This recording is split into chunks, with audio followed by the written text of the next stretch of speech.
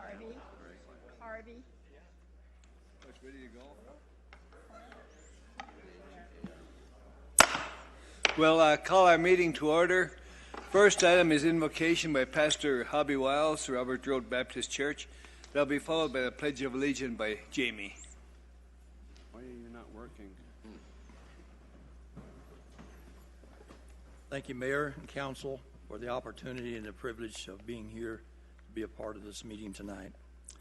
Heavenly Father, we are grateful and thankful for our council, for each member, and for those that are participating in the business transaction tonight. We thank you, Father, for our city. We thank you for all those workers who are employed by the city to doing all those things that they do. So, Father, we are thankful for the growth that is in our community, for the things that are being provided for us as citizens of this community on our behalf through every avenue. So we are thankful for our police staff, and we just praise you tonight.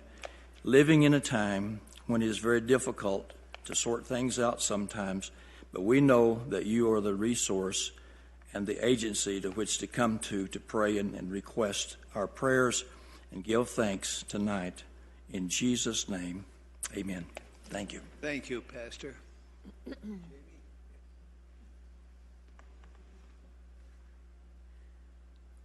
Please join me in the Pledge of Allegiance. I pledge allegiance to the flag of the United States of America and to the republic for which it stands, one nation, under God, indivisible, with liberty and justice for all. Thank you, Jamie. Okay, and next item is roll call. Diane? Mayor Skoog? Present? Mayor Skoog?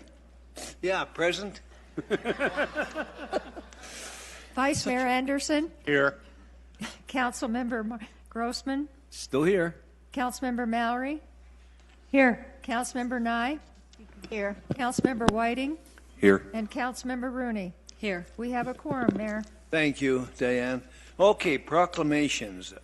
Arbor Day. You have the proclamation, Diane? Yes, I do, Mayor. Okay. I don't think I need that.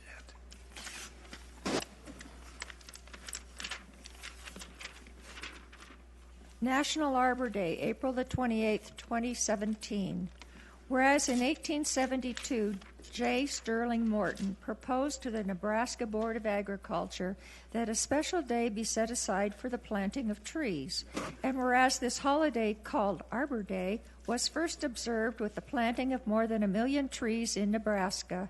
And now whereas the Arbor Day is now observed throughout the nation and the world, and whereas trees can reduce the erosion of our precious topsoil by wind and water, cut heating and cooling costs, moderate the temperature, clean the air, produce life-saving oxygen, and provide habitat for wildlife. And whereas trees are a renewable resource giving us paper, wood for our homes, fuel for our fires, and whereas trees in our hometown increase property values, enhance the economic vitality of business areas, and beautify our community. And whereas trees wherever planted are a source of joy and spiritual renewal, now therefore I, Harvey C. Skoog, Mayor of the town of Prescott Valley, Arizona, do hereby proclaim April the 28th, 2017 as Arbor Day in the town of Prescott Valley and urge all of our citizens to celebrate Arbor Day and to support efforts to protect our trees and woodlands. And further, I urge all citizens to plant trees to gladden the heart and promote the well-being of this and future generations. Thank you, Diane. Vice Mayor, any comments? Well, I really want to hear from the Parks and Recreation Commission because I know you have plans that are in place. So, well, I think we'll let you tell us about what's going on. Be honored to, Mayor, Council. Thank you for the proclamation. As mentioned, April 28th is Arbor Day, and we'll be celebrating at George Anderson Park over on the east side of town. One of the schools will be there with 160 children learning about trees and proper planting methods, sustainable planting methods. And for the first 500 people that show up, a sapling will be given out in celebration for Arbor Day. So please community and council and whoever can make it, please come on out and get your sapling and enjoy the day. It should be a good day. And for the record, you want to introduce yourself and all the people with you? Sure. I'm Pat Frere, chairman of the Parks and Rec Commission. We have other commissioners here, Kevin Trovini, Elaine Fallman, Mr. Buzz Gummer, and Mr. Ron Brinkman. Anybody else have any comments? And here's the, you want to keep it quiet, Ron? That's unusual. Very, very unique. Pat did an excellent job. He did. Well, thank you so much, and thank you for supporting Arbor Day. Big time. Appreciate that. Thank you so much. All good to see you all.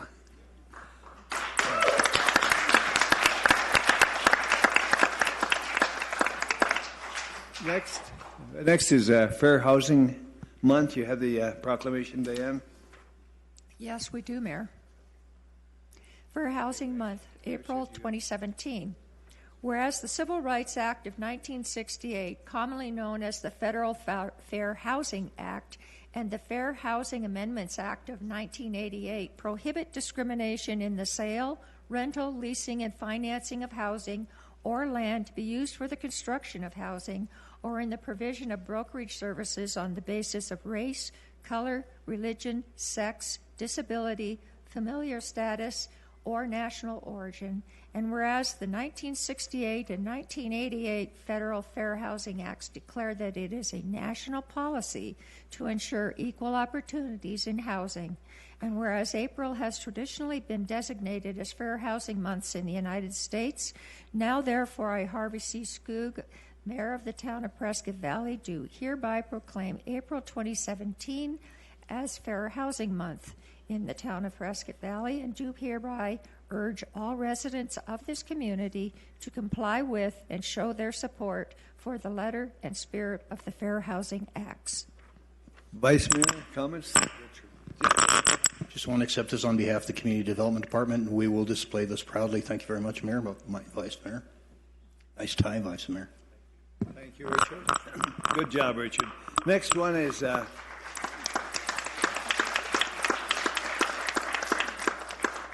Start by Believing Day. Gentlemen, Chief, it's good to see you. Missy, good to see you. Jamie, thank you again. Chief. You have the proclamation, Diane? Yes, we do. Start by Believing Day, April the 5th, 2017.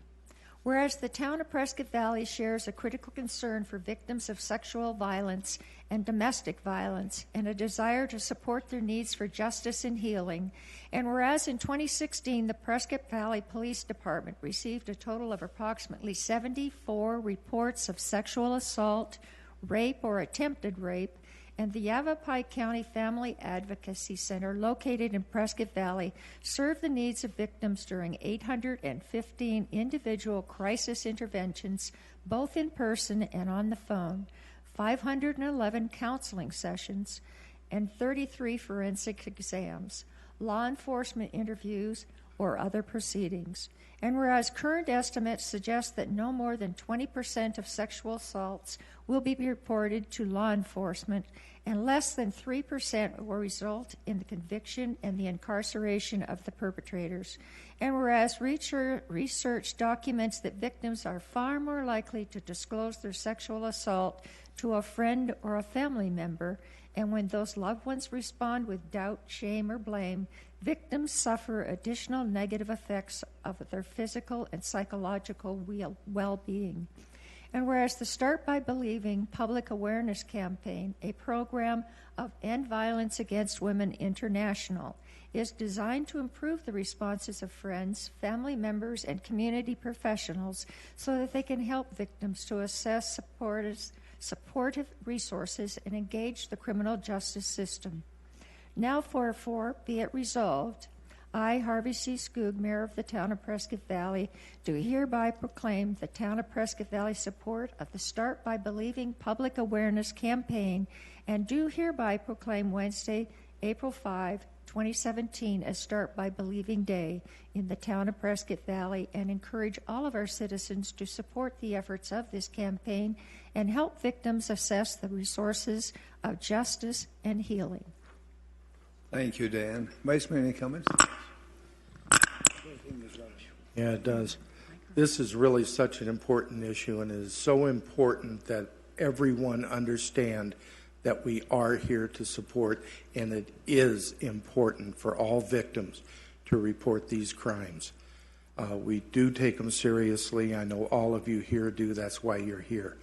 And we certainly encourage it, and we do support everything you do. So thank you very much. Missy, your comments, and you want to, for the record, introduce everybody? I think we know, but...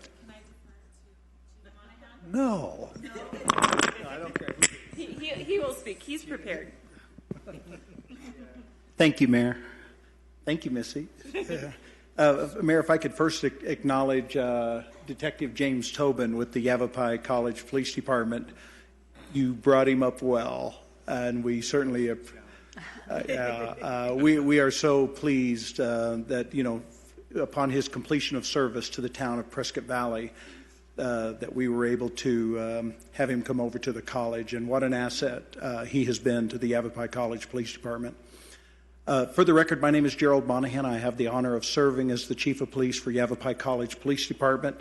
I also have the honor of being the President of the Board of Directors for End Violence Against Women International. The Start by Believing campaign is a program of that organization. End Violence Against Women International is one of the largest training organizations in the world for first responders on sexual violence and domestic violence. The Start by Believing campaign is a message of support for those who have been victimized by sexual violence. It is also a message of accountability to those predators who hide behind that silence. Thank you for issuing this proclamation. This statement of support for survivors of sexual violence, as the elected leadership of your community, this is a meaningful act, one that represents the values of your town, your community.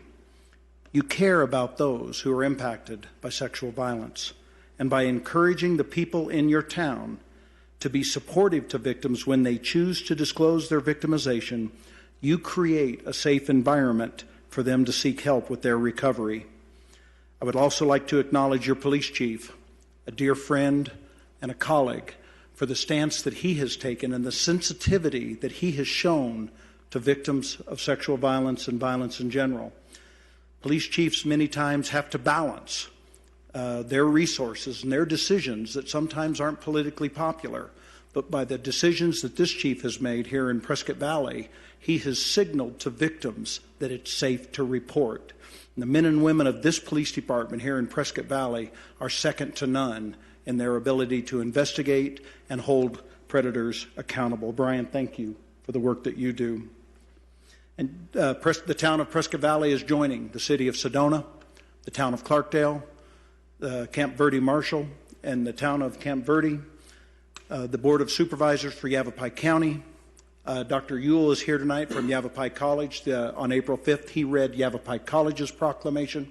Embry-Riddle University and Prescott College have all signed on to the Start by Believing campaign, and we in Yavapai County and all the folks that live here will certainly benefit from that. And again, Mayor, thank you so much for that proclamation. Thank you, Chief. That was good to see you. Anyone else want to make any comments? Thanks.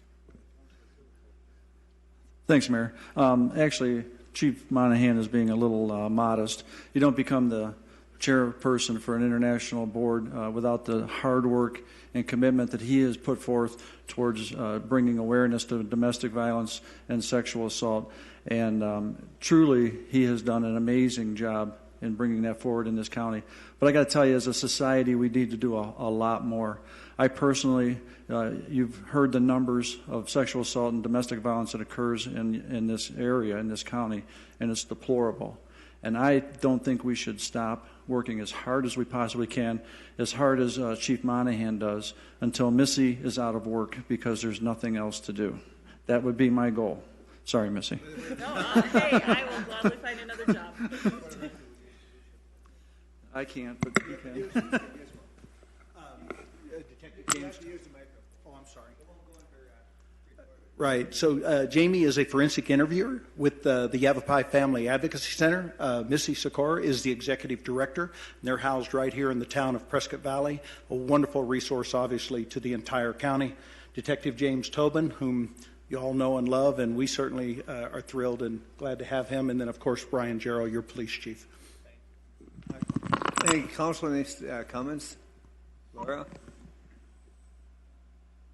I want to call attention to what the statement is. Start by believing. I've unfortunately been involved in cases where the victim was not believed.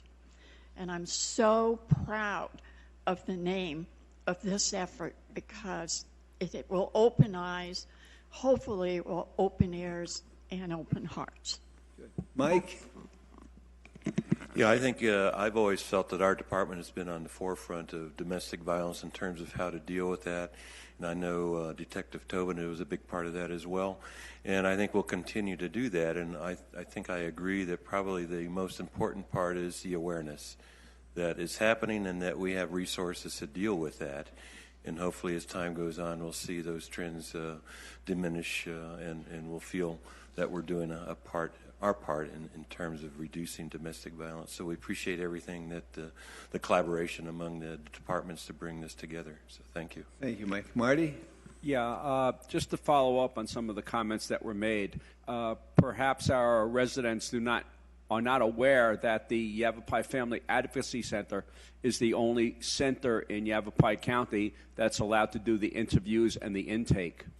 And I'll give an unabashed plug for an event we have coming up in August. I was going to talk about it until later, but we're going to be doing, it's an event called Hope Still Floats that I'm heavily involved in, and that basically it's a fundraiser for the Family Advocacy Center to help them continue the work that they do, which is incomparable. I mean, you cannot believe, and Missy has said often that if anybody would like to take a tour of the building to see the work that they do and what they're able to accomplish, she'd be more than happy to do that for you. So thank you for the plug. Thank you, Marty. Mary? Yeah, I really appreciate what you do. I was sitting here thinking, as a young child and a young girl back in those days, there really wasn't that safe haven, I would say, to go to. And it wasn't talked about very much. And when you were in that abuse situation, you really felt like you were alone and you had nowhere to go and you would hide. So it's good that you're here and that there can feel safe to call on you and there's help. Thank you. Jody? Chief Monahan, I hear collaboration with our partners. Please know that is appreciated. I think we can go farther because of what you're doing with that. Thank you. And Missy, keep up the good work, as Mayor says. Thank you. Any other comments? James?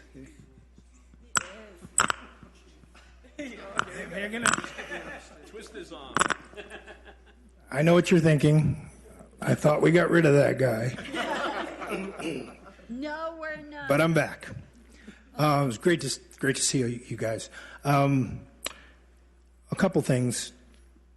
There's been some pushback across the country about Start by Believing from some police departments, some prosecuting attorneys, county attorneys, city councils and mayors about maybe it's planting a seed that law enforcement is going to not take all the evidence into consideration and favor the victim too much and not look out for the suspect's rights. I applaud you guys for having the courage to not give in to that because we know what it's about and police officers know what that's about. But there is a cultural change that needs to happen. There is still too much victim blaming going on in our society, and this proclamation and this movement and campaign is just a little bit of an effort to fix that. So thank you guys for supporting that. You said 15 minutes, right? I always, whenever I talk about the work that we did in Family Violence Unit and the Yavapai County Coordinated Community Response Team, we have a great thing going on here in Yavapai County. other counties and other states are emulating what we're doing here. So what we're doing is working. I always give credit to Chief Monahan because he came to town in 2013 and kicked things up a couple notches just because of his reputation and his contacts around the country. But I forget sometimes to mention Chief Gerald as well, because he's been just as big of a supporter for these causes.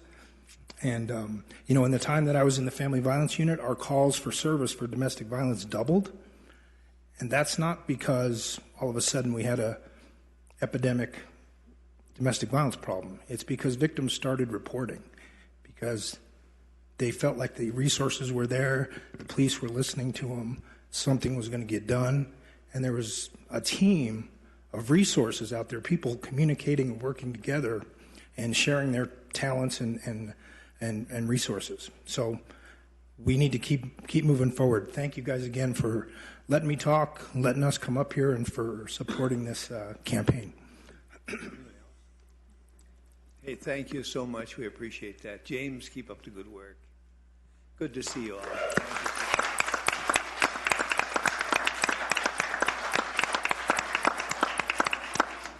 Okay, we have one more. It's called Tai Chi and Qigong. Do I pronounce that right? No. Rick doesn't know how to pronounce it either. Okay, Diane, you got the proclamation. Tai Chi and Qigong Day. Whereas World Tai Chi and Qigong Day is celebrated in 80 nations annually, and whereas Tai Chi and Qigong are ancient Chinese arts that provide health benefits to people of all ages, including stress reduction, improved focus, coordination, flexibility, and balance, and brings people together in harmony with the environment. And whereas World Tai Chi and Qigong Day is always celebrated around the world on the last Saturday of April each year, and therefore now I, Harvey C. Skoog, Mayor of the Prescott Valley, do hereby proclaim April 29, 2017 as Tai Chi and Qigong Day in Prescott Valley, Arizona, and encourage our citizens to help create a wave of healing energy by joining in this worldwide event. Thank you, Diane. Rick? Let you explain it right off the bat.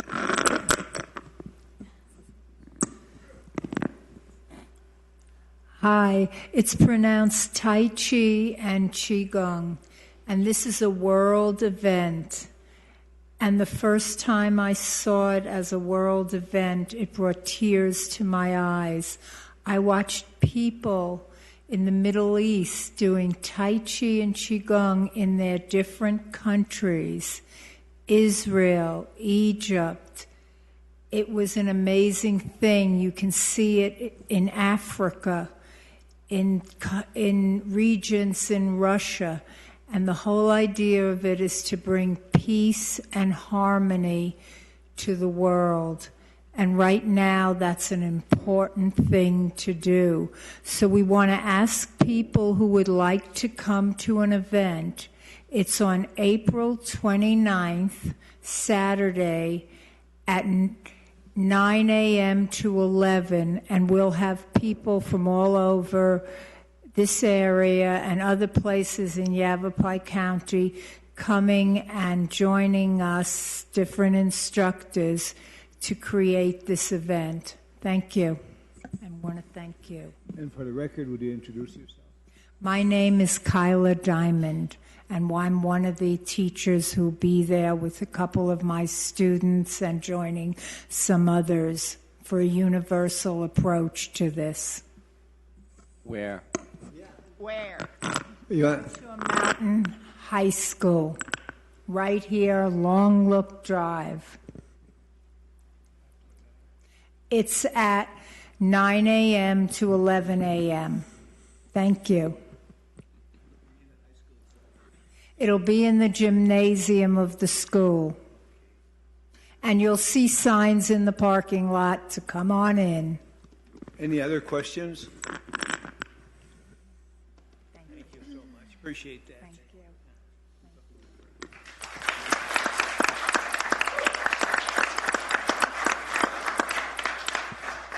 Okay, next is Yavapai College update. I guess Mr. Ewell is doing it. Good to see you.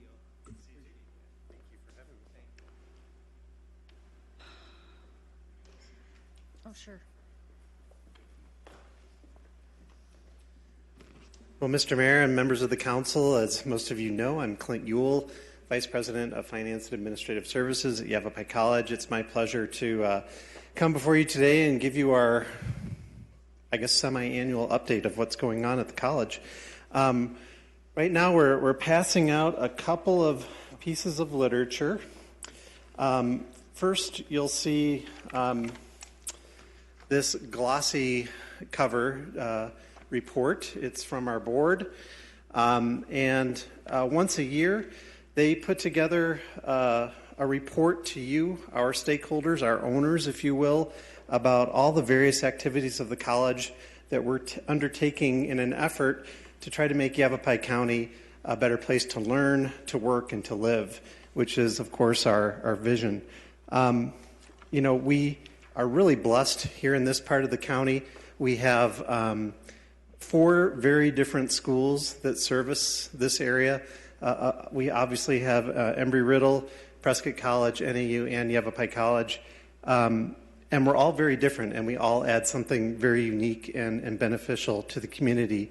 One of the things Yavapai does is we're actually servicing about 9,000 credit students per year throughout the county and another 6,000 non-credit students. And a lot of people don't really realize just how big we are, but we're helping a whole heck of a lot of people all over the county. The second report that you have, and I know you're disappointed, I'm not going to read either one of these to you, but you'll have a chance to look at it later. The second report is a letter from our president, Dr. Penny Wills, and this is something she does once a semester just to kind of go into more detail about the various things that are happening at all of our 6 or 7 locations throughout the district. And I think if you take the time to breeze through both of these, I think you'll enjoy them both. And then for you in the audience, I don't have enough for everybody, but lest there be fisticuffs fighting over these, you can go to yc.edu and see both of these electronically. So I'll leave some extras when I leave. Okay, so a couple of things that I wanted to share with you that you won't find in either one of these reports.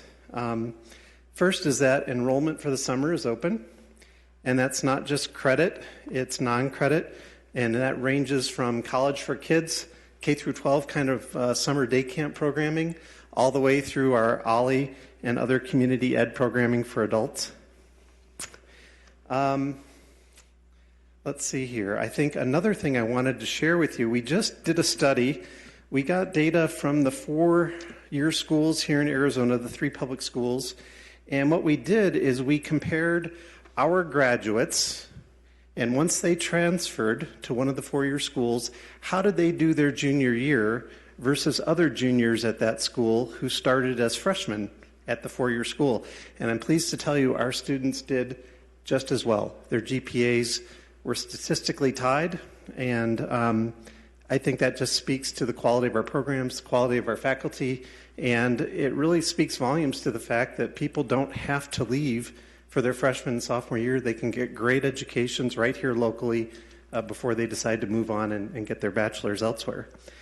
A couple of capital updates. You may have heard that we're renovating our Sedona Center. We are making that the hub for our culinary and hospitality program. We are also doing some work this summer on our Prescott campus. It's been 25 years since we built our Performing Arts Center. A couple summers ago, we worked on the Performing Arts Center end of the building.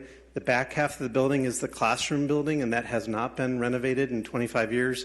So we'll be working on our visual and performing arts classroom space this summer. And then probably of paramount interest to this group is right here across the street over at Panther Path. We are making a major reinvestment as we speak, both in renovating existing space and expanding the space. and that will be our allied health hub for the district. It's currently scheduled to be a 2-story building, 10,000 feet per floor, and we will finish the ground floor by August of this summer, and we will have the shell completed for the second floor by December, with the plans to finish out that space by the end of the following fiscal year. So I'd be remiss not to acknowledge and thank both Ivan and Larry. Ivan helped us move things along, keep our I's dotted and T's crossed, and Larry, as always, helped us move things along when we needed to. So thank you both. And because of them, we're going to be able to keep this project on time, and it's really going to benefit not only Yavapai College students, but Dan Streeter's very excited about what it can do for high school students, and of course Jeremy Plum's very excited about what it's going to do for the JTED. So it's going to be a real trifecta win for us all. And then I just thought I'd mention we're finishing up our Performing Arts Center series in the next month or so. As you know, we bring in about 20 or 25 nationally touring artists every year. And this weekend we have comedienne Rita Rudner. In about a week we have jazz vocalist Catherine Russell.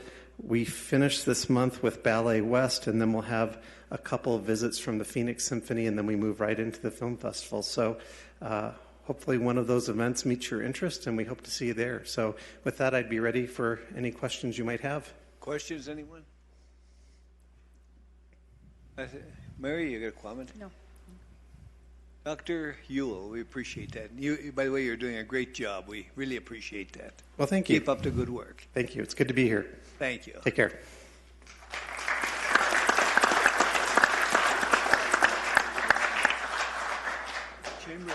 Chamber of Commerce. Is my machine working? Chamber of Commerce. And this is Marnie Ewell, and she spells her name different than Dr. Ewell does.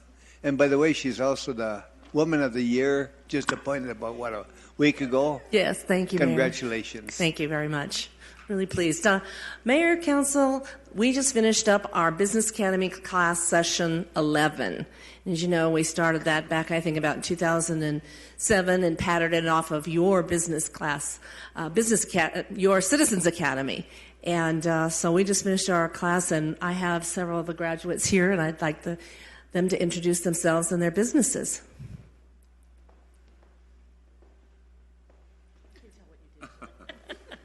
Well, I did graduate. I'm Gloria. I'm the Operations and Events Manager for the Chamber, and this is the first year I've been able to go through all the classes with the class. So it was really a good experience to be able to learn what they were learning, because I learned a lot too, so it was wonderful. Hi, my name's Valerie Ferry, and Play down a little more. Still not low enough? How's that? Can you all hear me? Okay. Yeah, my name is Valerie Ferry, and I'm a CPA, and I ended up purchasing Sigler & Sigler CPA firm, which some of you might be aware of. He used to be Harvey Skoog's, of course, Mayor Skoog. I appreciate you starting it out and having it here for me 20 years later. Anyways, we, of course, do taxes, so I remind all of you, taxes are due on Tuesday if you haven't gotten yours done yet. Do yourselves or your accountant a favor, get it done.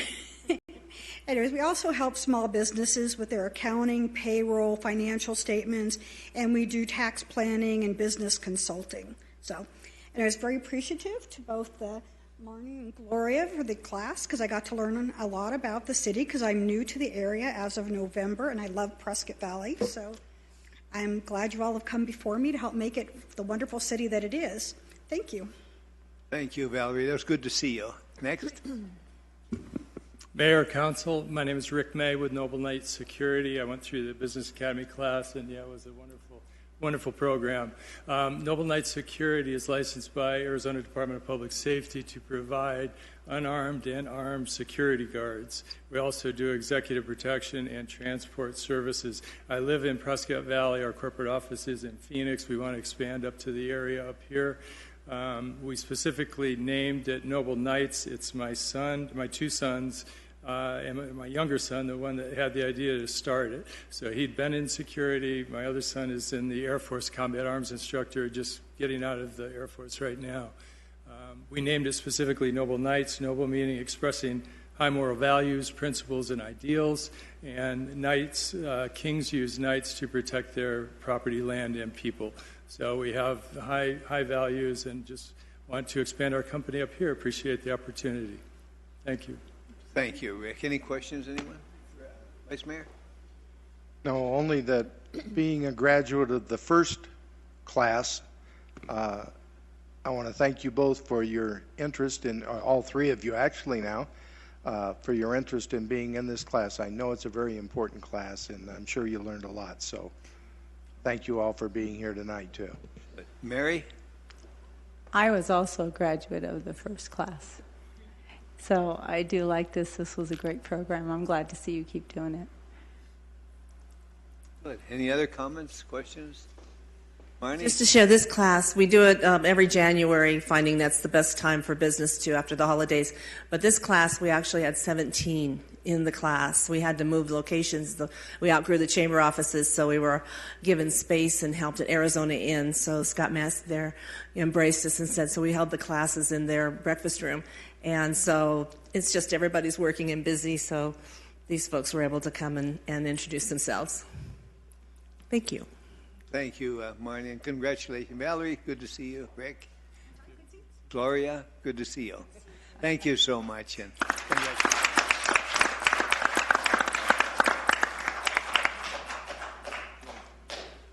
Next, a certificate of appreciation to Robert Karen for 5 years of service. Is Robert here?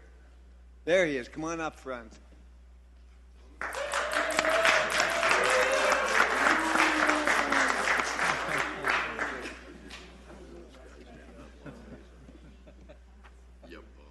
Made it.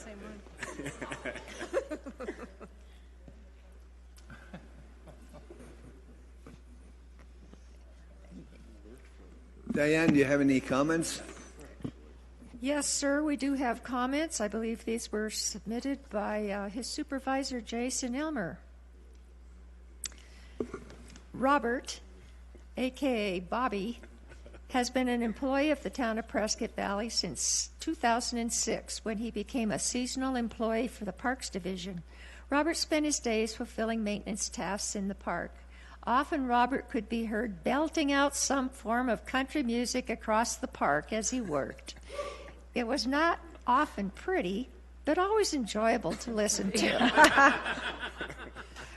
Robert gave it his all every day he came to work. Robert left us to attend Northern Arizona University and received his degree in Parks and Recreation Management.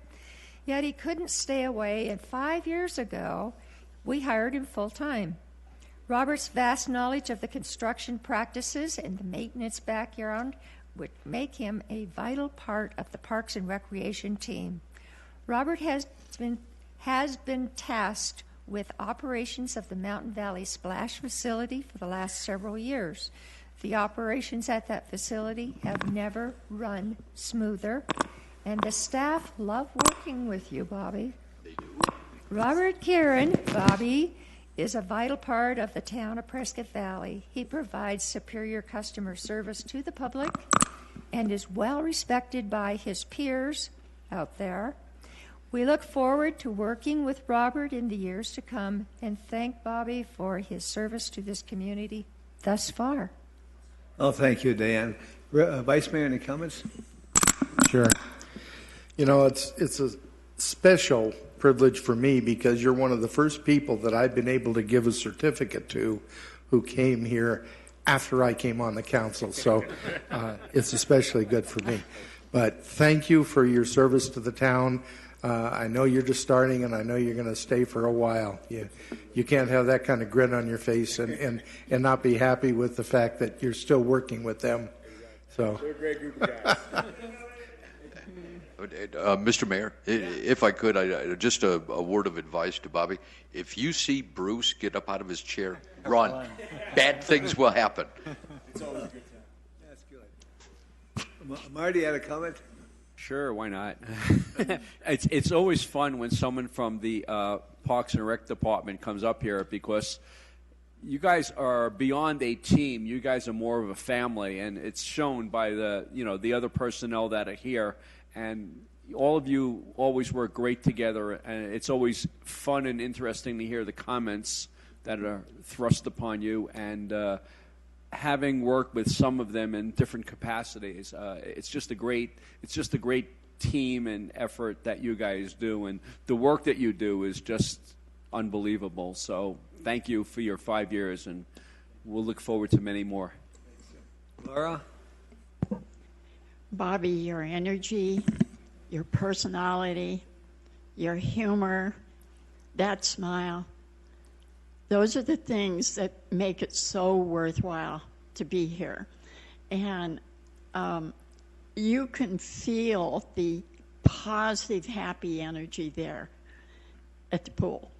It wasn't always that way. I've been here a long time. And I want to thank you for bringing all of those outstanding attributes. And I won't be on the council when you come before us again, but I want to congratulate you in advance for your next 5 years. Thank you, Laura. Mary? Well, I just want to thank you, too. And definitely with that smile, you do look like you enjoy your days here. And those group of guys out there, you guys look like you have a good time as you all put our community together piece by piece. So thank you. Mike? Yeah, I wanted to lend my congratulations as well. You're just getting started 5 years. I think we on the council are used to seeing these long-termers, so we expect you to be in the same category over time, and we appreciate your contribution and your commitment to staying and getting a valuable position with our community. So we'll look forward to seeing you in the future. So congratulations. Jody? Mayor, I have a question for Bobby. So, Bobby, you've been here for 5 years now, and the next 5, what would your comrades say you're looking forward to the most? Okay, well, first we'll let Brian make some comments. Then you're going to have your chance, Bob. No, you do. No, you better say it. Well, all of you actually indicated exactly the same attributes that I was going to key on with Bob. Bob's been with us for only 5 years, but he has always jumped in with both feet, 95% of the time without question, which I appreciate in doing that. But he has also taken on not only the pool, that was his first assignment when he came in on board with us. He then took a lateral transfer out of his desire and choice to grow his knowledge base and experience. So he is leading up our programming, community education division. As you know, unfortunately, Jessica left us for bigger and better things out in another state, and she's learning very quickly out there. But Bob's then jumped in and took the leadership role with our sports and athletics division, is now training our newest employee that's coming on board, which you'll have a chance to meet here in a few weeks in doing that. That is Bob. Bob jumps in, and he grabs a hold of it, and he does a very, very nice job. His personality is very infectious. His energy is exhausting in doing that, and I really appreciate everything that he brings to the table for our department and what he does for our community here. So look forward to, as you indicated, bigger and better things from Bob. I know he's growing. I don't care for the way he's eyeing the chair in my office right now, but it's going very, very well for him. So congratulations, Bobby. Bob, any comments on your defense? In my defense, I just want to go ahead and thank everyone on the council, everyone up here for all the support that we've been given over the last 5 years, me personally, as well as all the coworkers within the town. It's been a wild ride, but it's been a lot of fun. And to answer your question, ma'am, I'm just looking forward to how much more that we can go ahead and do in the next 5 years. Starting in 06 and seeing what we've come from and what we've become, that's really cool. I've had a good time doing it. Well, I have a certificate of appreciation presented to Robert Kieran in appreciation for 5 years of dedicated service to the town of Prescott Valley, March 25th, 2012 through March 25th, 2017, and a 5-year pin as well. Thank you very much. Really appreciate it.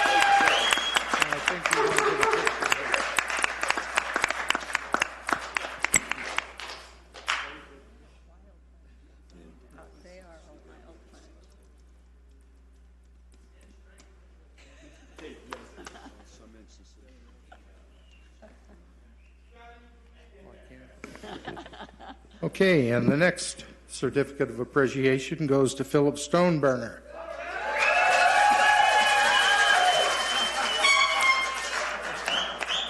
I guess that means he's here tonight. How are you? Okay, we'll start off with comments. Oh, from Diane first, yes. Of course. Phil Stoneburner's 5-year service award. Phil has been a resident of the town of Prescott Valley his whole life. Yes, he was born and raised in our wonderful town, something not a lot of people can say. He attended local elementary, junior high, and Bradshaw Mountain High School. Phil has been married to his lovely wife, Amber, for 13 years now and continues to reside in Prescott Valley. Well, enough of the personal stuff. This is Phil's 5-year award, but in all actuality, it should be more like his 13th year service award.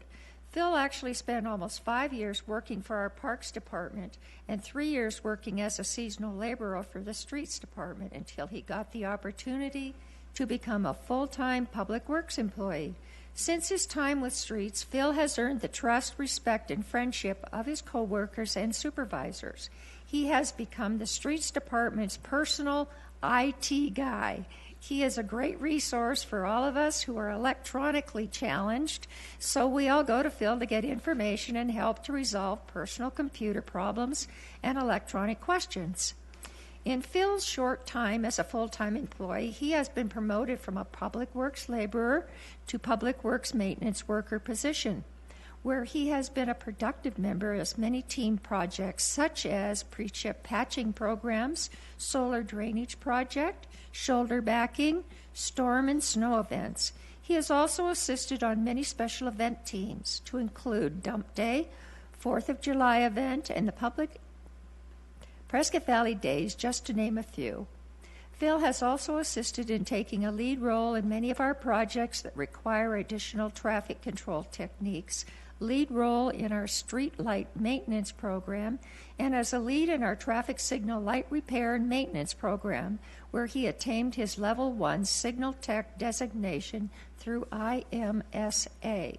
He plans to test for his Level 2 Tech designation this year.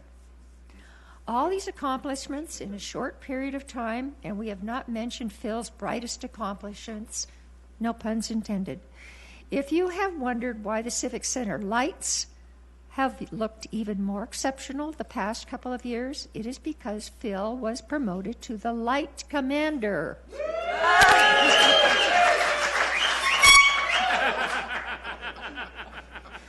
All joking aside, Phil has taken the lead on the Civic Center lighting, keeping it the best holiday light display in the Quad City area, and has done an outstanding job. Phil continues to maintain a positive, can-do attitude, has a great sense of humor, and keeps all of us laughing with his quick wit. We all look forward to working alongside Phil for many more years to come. Congratulations, Phil. Thank you, Diane.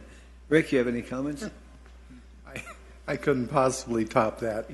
I just thank you for being here for 5 years. Hope. Larry, did you have a comment? No, not this time. Anyone else got any comment? Marty? Sure. Similar to what we said with Bobby, but after hearing all the things that you've accomplished and been part of, I have two questions. First of all, what do you do in your spare time? And second one is, do you have spare time? So, but hearing all that, I mean, it's great that we have somebody of your caliber within our town and working for us and putting in the amount of time that you do, and so committed to it. So thank you for your service. I'm sure we will see you here many times. So, and thank you. Thank you, Marty. Jody? Mr. Light Commander, I salute you. Laura? To the cheerleading team out there, every time when I know you're going to be here, I watch for the pom-poms and the dancing girls. Just a hint. I think you're fantastic. Okay, Phil, since it's about you, you bring, I think I probably mispronounced it, but the French term is running through my head, esprit de corps. That's what you all have, and it's a great thing. And I want you to know that I have turned your Christmas light show into my personal Christmas card.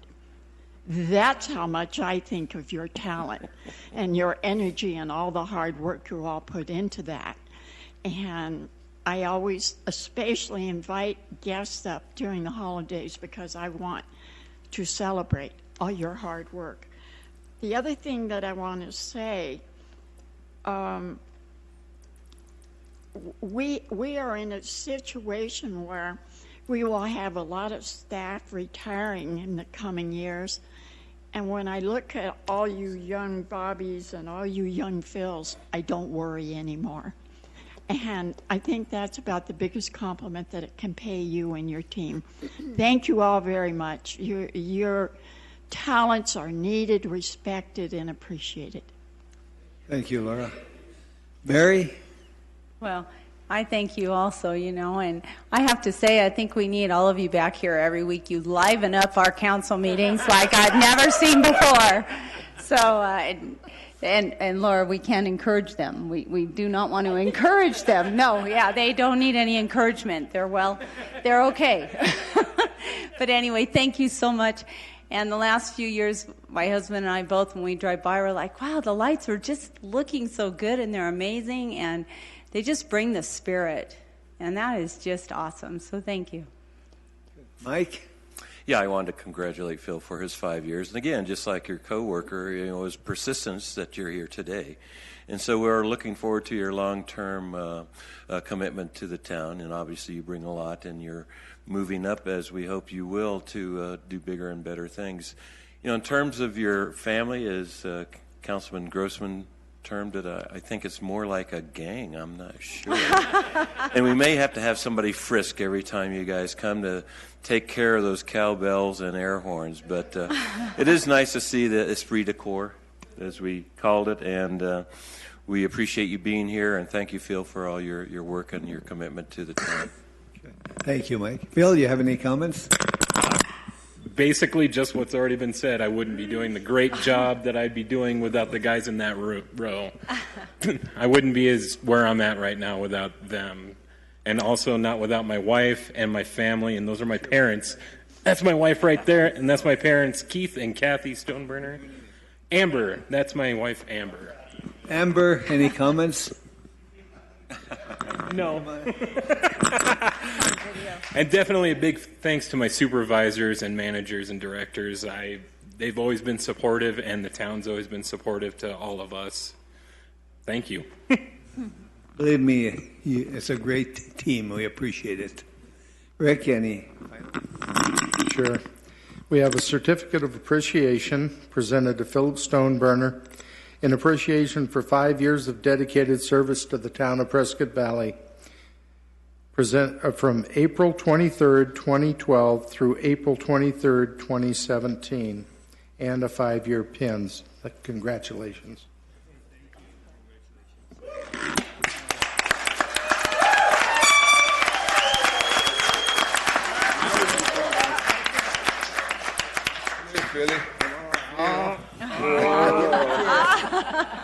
I got to say, since nobody else wants to talk up here, I'm trying to get him to talk, and they don't want to do that. Phil has been a great member of our team, and you're right.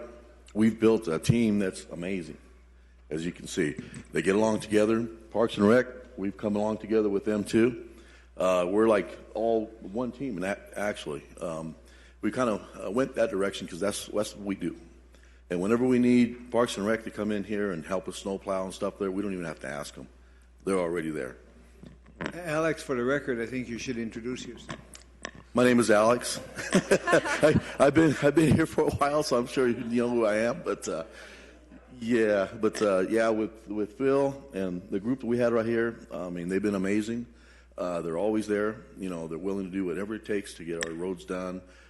Special events, even emergency events. So, and Phil has been a big part of that, and always will be. And to Parks and Rec, You know, he worked for Parks for how many years? 5 years.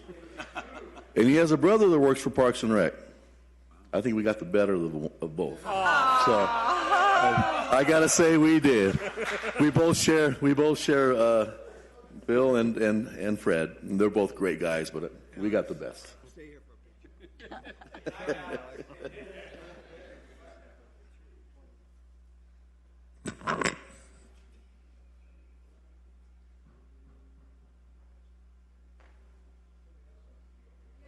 Hold on.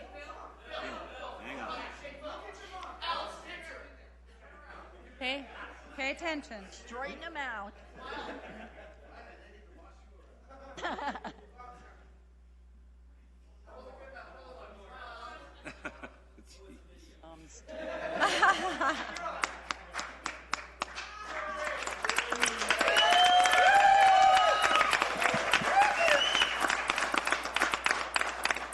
Amber, thanks for putting up with us.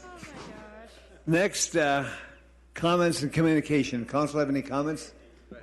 Laura? Mr. Mayor, I was just going to make a comment. I think they're wearing orange because they're bright and loud, right? Yes.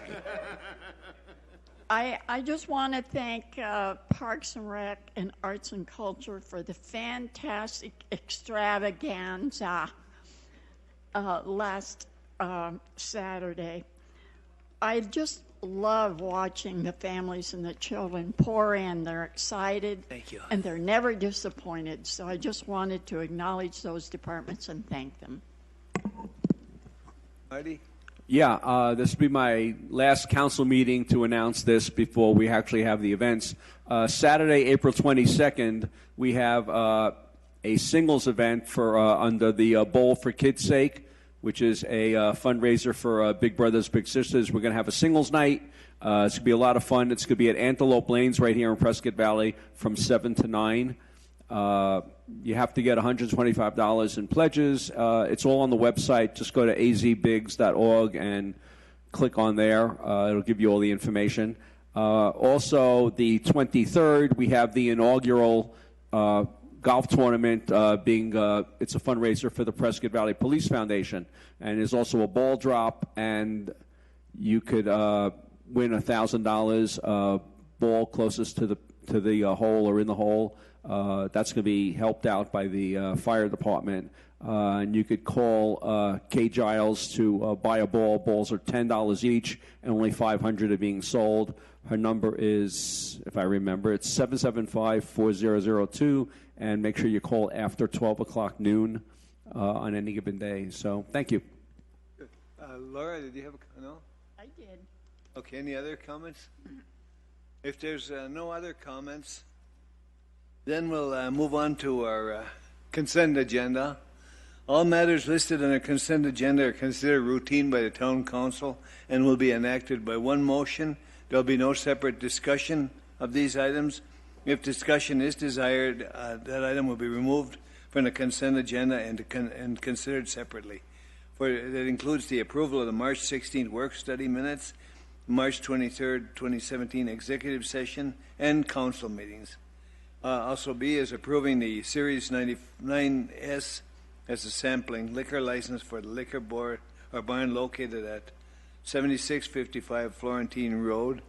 Alfie B. Ware, applicant. Next is approving a special event liquor license for Sophisticated Few Car Club 43rd anniversary party to be held at Mountain Valley Park on Saturday the 22nd, 2017 from noon until 5 p.m. Frank and Leanne Flores, applicants.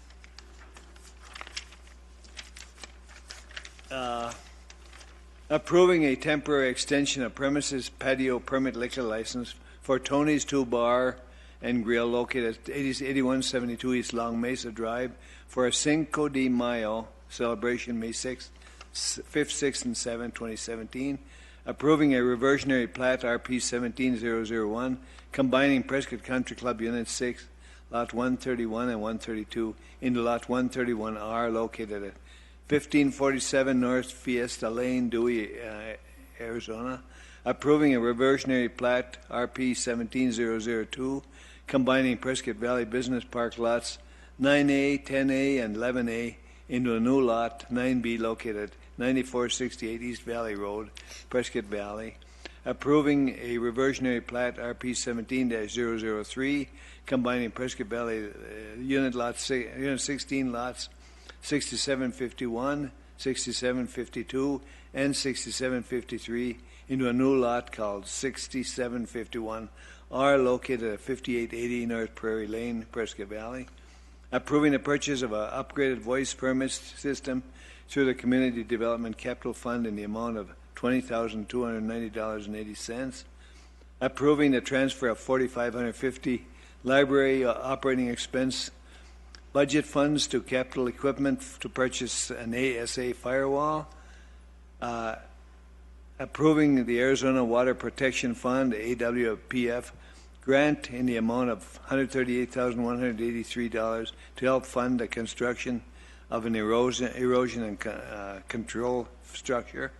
K is approving a professional service agreement with Civil Tech Engineering to complete the engineering and construction management outlined in AWPF grant agreement and paid for by AWPF grant for a project known and described as AWPF Juniper Silt Dams. Approving an engagement letter with Greenberg Torrey LLP for legal services related to any plan for the Event Center bankruptcy that involves the town and ECCFD, and approving the payment of a payment agreement with Wells Fargo NA for the town to serve as a pass-through for Wells Fargo payment of $40,000 to Greenberg Torrey LLC for legal services to the town. And M is accounts payable. Anyone want to take an item, or do you want to approve it as a whole?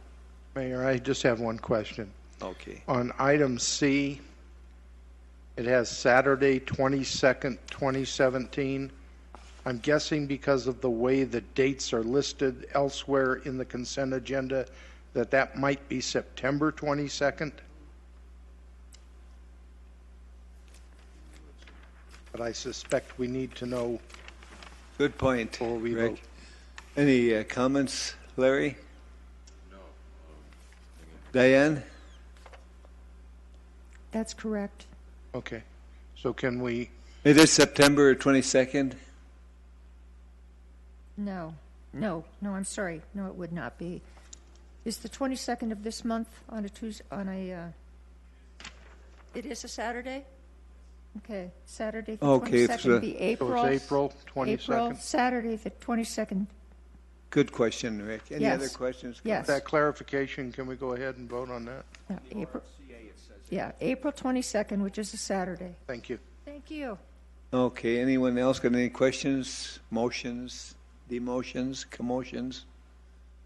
Mr. Mayor, I'd be happy to make a motion to approve all items listed on the consent agenda. I'll second it. Okay, the motion and a second. Would you set the vote, Diane?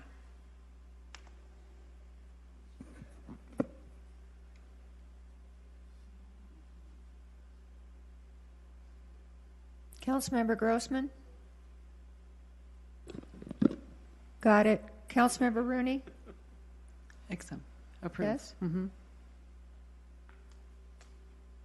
That's unanimous, Mayor. Thank you, Diane. Okay, then we move on to number 10, consideration of approving resolution number 1993, naming the mining display within the Fane Park as a Jerry Munderloh Mining. Ryan? Mayor, Council, it's a pleasure to be with you once again. Jerry Munderloh was a longtime volunteer for the town and the Prescott Valley Historical Society. If you're familiar with the large stamp mill down in Fane Park, Jerry was largely responsible for reconstructing and refurbishing that, as well as the mining display that's adds to that with numerous pieces of equipment. Jerry was also responsible for starting a lot of the trails that we find in Fane Park. And at one point, Jerry Munderloh was the only resident of Prescott Valley. I think we have about 45,000 people now, and his sons. John, did you live in that house? John will come up in just a little bit. But Jerry also, helped preserve the Barlow Massix house, refurbishing that so it didn't deteriorate any further. That's a house that now belongs to the town of Presque Valley, and at one point it will become potentially a museum that the Historical Society can help man and promote. Because of all of his efforts, we would propose naming the mining display in Fane Park after Jerry Munderloh, calling it the Jerry Munderloh Mining Display. Jerry passed away at the end of the year last year, and we want to honor him in this way. Per our naming protocol and procedures with the town, we took this before the Parks and Recreation Commission in January, and we were then required to wait 3 months. The Parks and Recreation Commission unanimously requested that we forward that on to the town council for your consideration. Jerry Munderloh's son, John, as you all know, is here and probably would like to say a few words, and I'm happy to answer any questions you might have as well. Questions or comments? John, welcome. Any questions, anyone? Let him speak first. Let John speak first, then a question. Thank you, Mayor and Council. This is quite an honor. My dad would be very proud of this consideration. He was very engaged and proud of the work he did in Fane Park, having been engaged in that area, I think since 1959 or 1960 when he first moved there. My dad was he was a character, and he was proud of maybe different things than other people. He was proud of the fact that he had the only mailbox on the highway in Presque Valley. That was because he was the only resident. It was before my time. My mom and my brother and sister were there in that Barlow Massix house. One time we were taking out the garbage, and he was explaining to me how he was proud of the fact that he started the first dump in Presque Valley as well. And I asked him, how do you start a dump? He said, well, I started throwing my garbage in this ravine, and everybody else did the same. So that's worked for him. So like I said, he was a character. But thank you for considering this. I also think it's important to acknowledge his partner in crime on the mining exhibit, Gene Cross, also a member of the early part of the Historical Society. And those two worked hand in hand to put that thing together. So thank you. Good. Mary? I was just going to say I so appreciate people like this that build this history for us that come after, John. And we get the opportunity to learn and see a lot of things that happened way before we arrived. And so I appreciate that effort and what people do to keep the past in the future so that we'll remember. Thank you. Good. Laura? I was, excuse me, John, I was taken by the verbiage in our packet tonight. It states that house was abandoned and decaying, but your father had the fortitude to move a family in there. And I'm grateful I had the privilege to know of your dad. And although we didn't have a lot of conversations, we had a few, and I treasure those. And your father in his time was probably known as the local character, and that was a great accolade for him because it was a loving thought and a loving statement.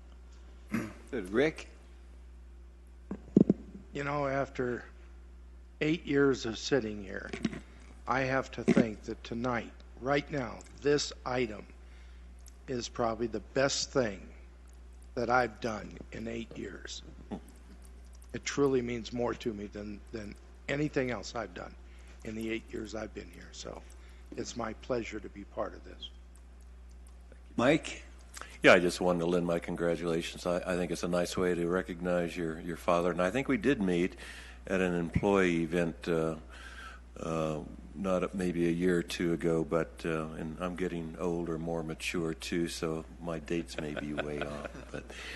But I think it's a great family. Your dad seemed to be a very nice man, and I know I did meet him. So we congratulate you for that, and I'll I'll go down and make a special visitation to take a look at the site. And I don't know if we have the plaque up or everything yet to recognize your father, but no.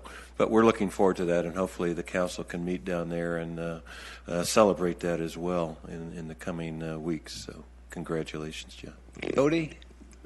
I too would like to offer congratulations, John. I see this as a legacy item, and we have the history here, and your father was part of that, as we are all creating part of it. But for to be able to recognize it this evening is important. Thank you. Marty? Yeah, I also want to add my congratulations. I don't think I ever had the honor or privilege of meeting your father, but at the Historical Society board meetings, we hear the name all the time, and what your father has done for the town, and it's important to have his memory, and I think this is a fantastic way of us doing it. So if he was anything like you, he was quite a man. Any other comments? Larry?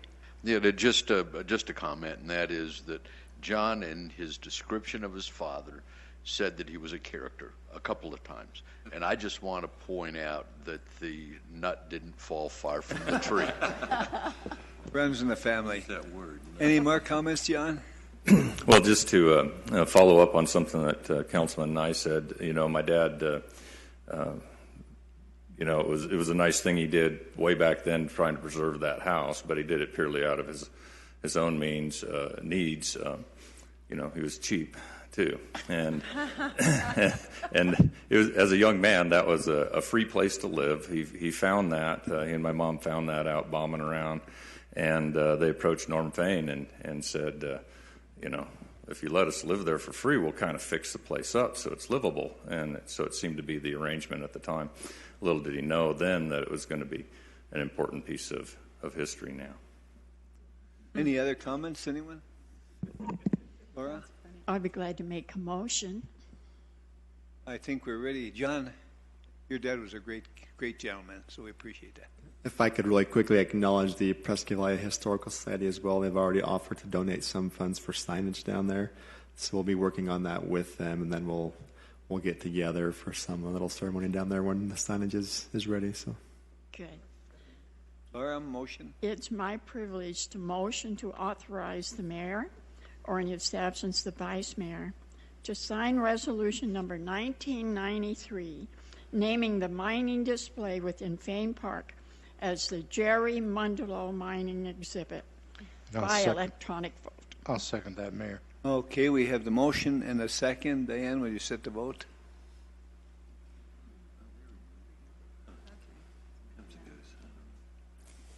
That is unanimously approved, Mayor. Thank you. John, thanks again. Brian, thanks. Okay, next is a public hearing. Cul-de-sac radius standards ZOA 17-001. Richard? I know this is really exciting stuff.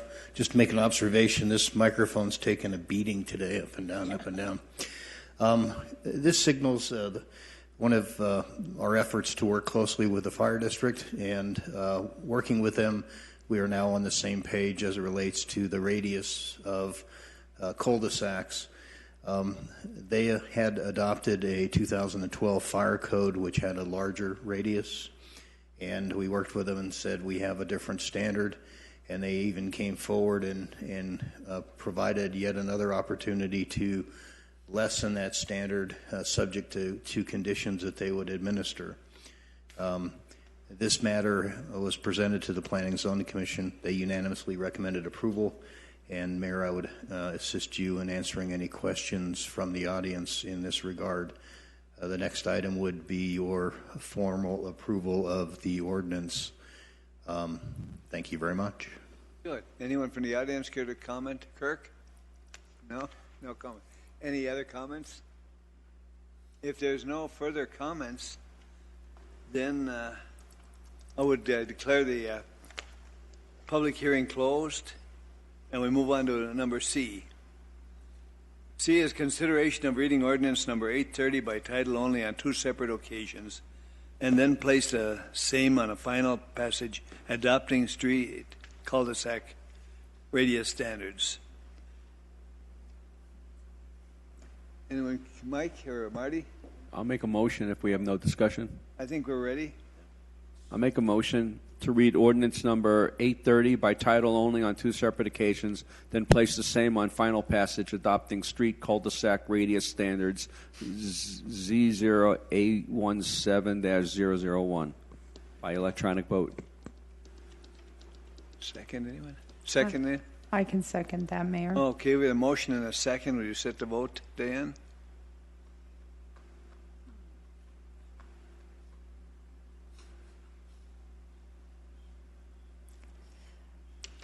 That was approved unanimously, Mayor. Thank you. Richard, go for it. Okay, we move on to number D, consideration of approving the award of construction contract to the lowest responsive bidder, Asphalt Paving and Supply Company, in an amount up to $157,951, and approve a budget transfer for a new project, Tuscany. Wait a minute, I'm sorry. We got to go back and have Diane read that ordinance, or that ordinance number 830 by title only. My fault. Thank you, Mayor. An ordinance of the Mayor and the Common Council of the Town of Prescott Valley, a municipal corporation of Arizona, amending Section 14-03-030, street design in Article 14-03, subdivision design standards and principles in Chapter 14, subdivisions of the Town Code to conform to standards recently adopted by the Central Yavapai Fire District for the design of cul-de-sacs within Yavapai County, providing that all other chapters, articles, and sections of the Town Code not herein amended shall remain in full force and effect, providing that if any provision in this jurisdiction is held invalid by a court of competent jurisdiction, the remaining provision shall not be affected, but shall continue in full force and effect, and providing that the ordinance shall be effective 30 days after its passage and approval according to law. Thank you, Diane. Okay, now we'll go on to the next one. That's approving the construction contract to Asphalt Paving and Supply in the amount of $157,951, and approve a budget transfer for a new project, Tuscany Glassford Hill Signal, and approve amendment to town engineer agreement in the amount of $22,570. Norm?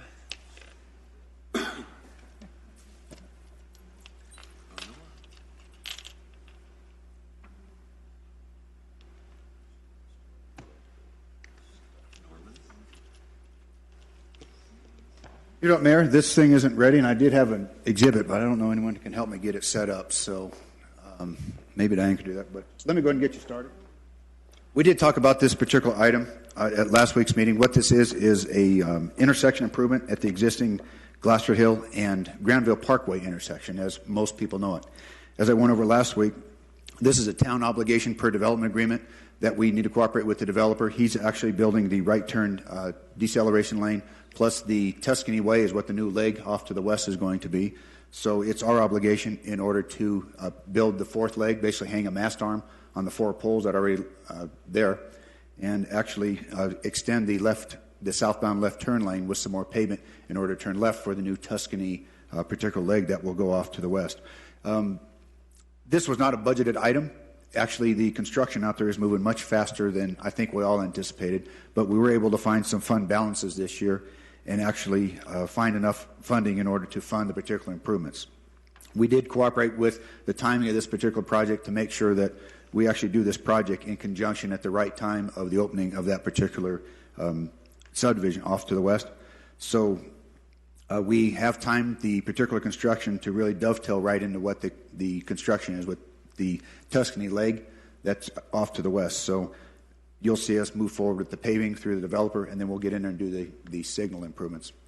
Hopefully, if Ryan can come up, I'd like to show you some of the exhibits that really explain some of the work.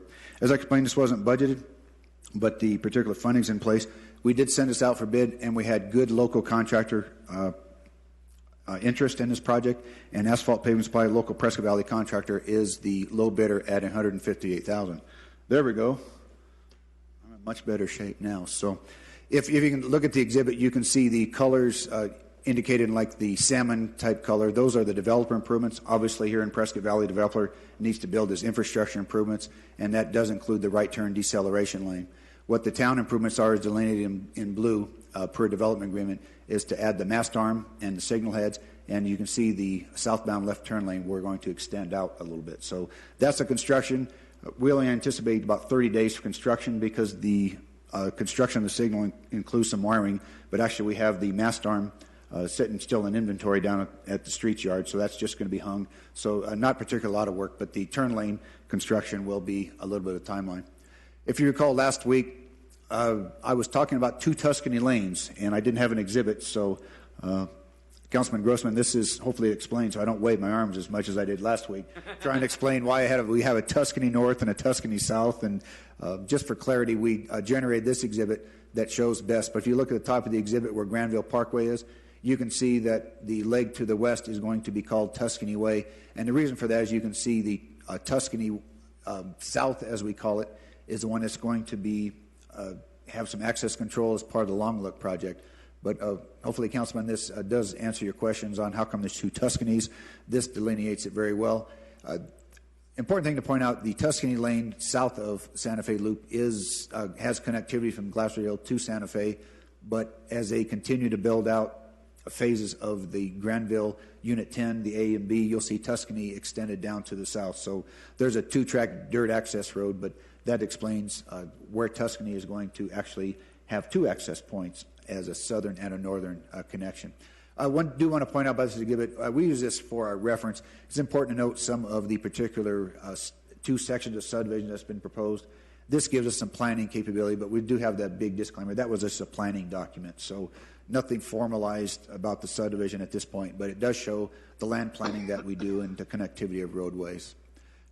The other thing that we went into a little bit last week was as we continue to grow, and explained last week, Glasser Hill roads, not only the vehicles per day, the character of the road has changed, and we need to look at some more access control in order to maintain the safety and the mobility of Glasser Hill Road. We talked last week that in this next budget year, we're going to look at some of the intersections, that all the signalized intersections basically are in place. And as we talked about as part of the Long Look project, in fact, if we back up or move forward, the Long Look project, actually, the intersection is a big part of it, but I think we discussed we're going to extend out some of the project limits out to the southern Tuscany leg, and we've talked about that access control that you've seen before. So you'll be able to make a left in, but no lefts out. So as we back up a little bit, the same type of analysis will need to be done at Granville Parkway South. As you can see in the lower corner, that right now you can turn a left out of Granville Parkway South, but we do have increased concern due to vehicles and due to crashes that have happened at that intersection. We really need to take an engineering look at that and see what we need to do to enhance safety but maintain some mobility. So we'll do an engineering study this coming year to take a look at recommendations professionally of what we can do with that access control. And if we go back to this exhibit, you can see we've talked about access control at Granville Parkway South, which is starting to make good sense.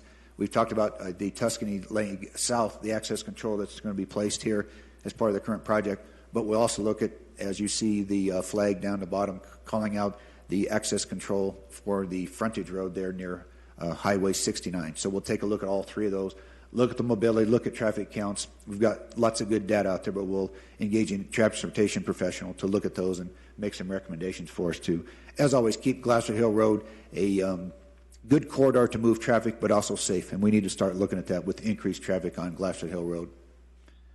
And there's this last exhibit just details some of that access control we're going to look at there and get some good professional recommendations. With that, getting back to the item, it's the award of the Tuscany improvements with the southbound turn lane. And we did take bids from contractors, and Asphalt Pavement Supply is the low bidder. And also, as part of any construction contract, Dave & Associates did a great job of coordinating the design, and we'll do a construction period services with Dave & Associates to build this project.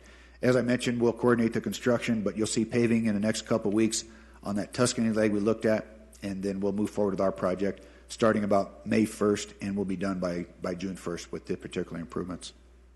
Good. That's the overall look at it, Mayor. Any questions, anyone? Mike? Yeah, I was just curious. The budget transfer just occurred within Public Works, so it came out of your department?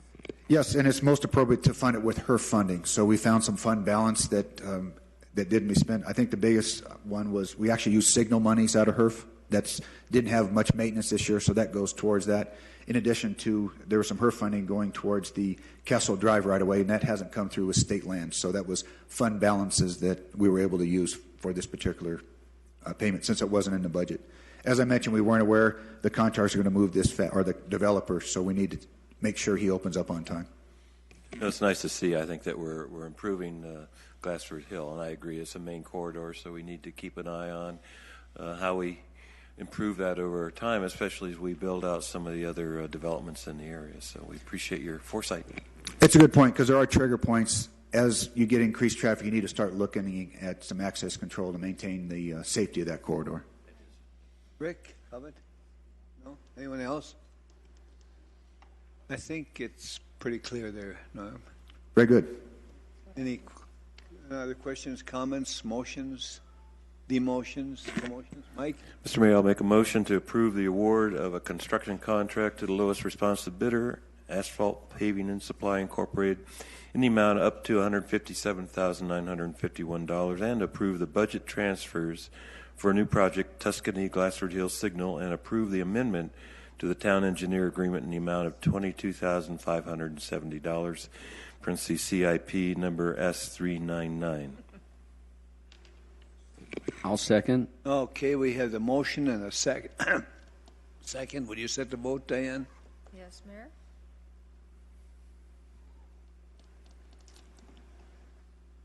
That passes unanimously, Mayor. Norm, go for it. Thank you, Mayor. We look forward to the construction. Appreciate that. Thank you. Okay, we have comments from the public. Anyone care to make any unscheduled comments from the public?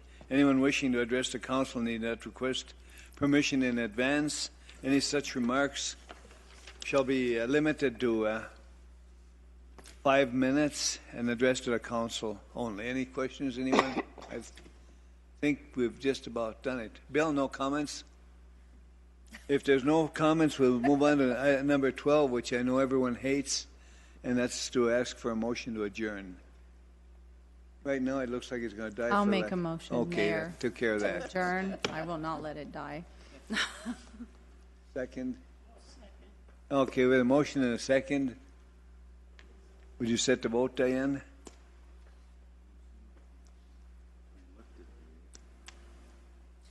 That's approved unanimously, Mayor. That's no abstention. Thank you, Diane. Meeting is adjourned. Thank you all for coming.